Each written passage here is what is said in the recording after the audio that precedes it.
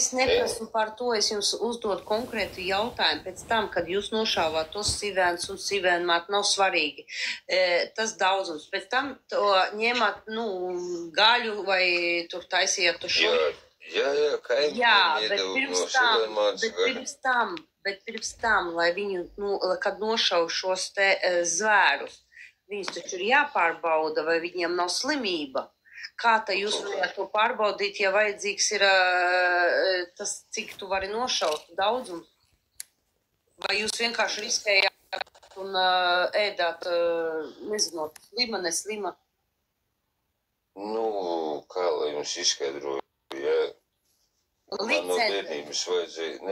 no bērnības vajadzēja turēt cūkai, kā mums bija tāds kaimiņš Grūzīnis, kas visu laiku dzēra.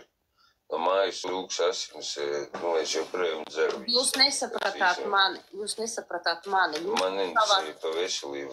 Mēs esam visi veseli, visi kārtībā.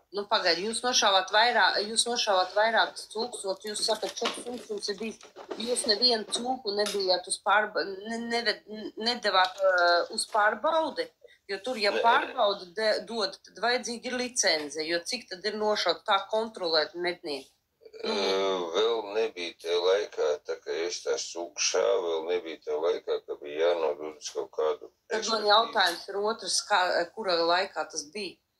Jums ir 44, man ir 45.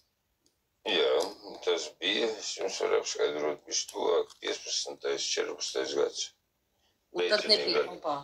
Un tad nebija, ja jūs sakat? Nē. Es paklusēšu.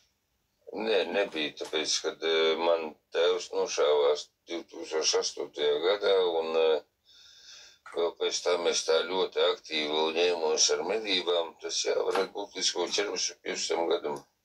Neviens mednieks neies riskēt, te jūs viens pats medījāt, sanāk, kad viens pats gājāt kā brakaņiers, jo neviens mednieks neies riskēt ar savu licenzi, vai arī ēst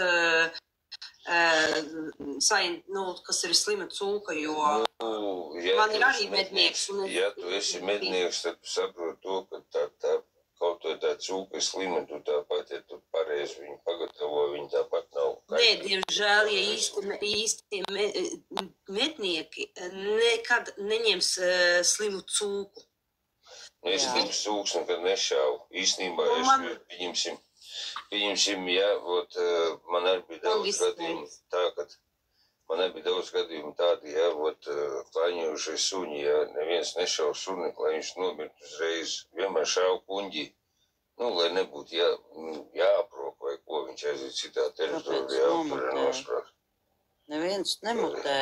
Neviens nenomutē, es kafiju vāru. Tev moderātoru laikam nomutē. Tev neviens nenomutēja. Nē, man neviens nenomutēja. Es uzliku kafiju vāru. Ko taisamies gulēt iet, ja? Arī tā turpinam, skatāmies, kas notiek, un ceram, ka tu ieslēgsi princesīti kameru. Es ceru, ka es varēšu ieslēgt kameru, jā. Nē, bet par medībām var parunāt, tas viss kārtībā, bet... Man vienkārši ir viss ir kārtībā, bet ir daudz pretruns. Tāpēc es arī uzdevu tos jautājumus konkrētus vienkārši, ko es pat arī zinu.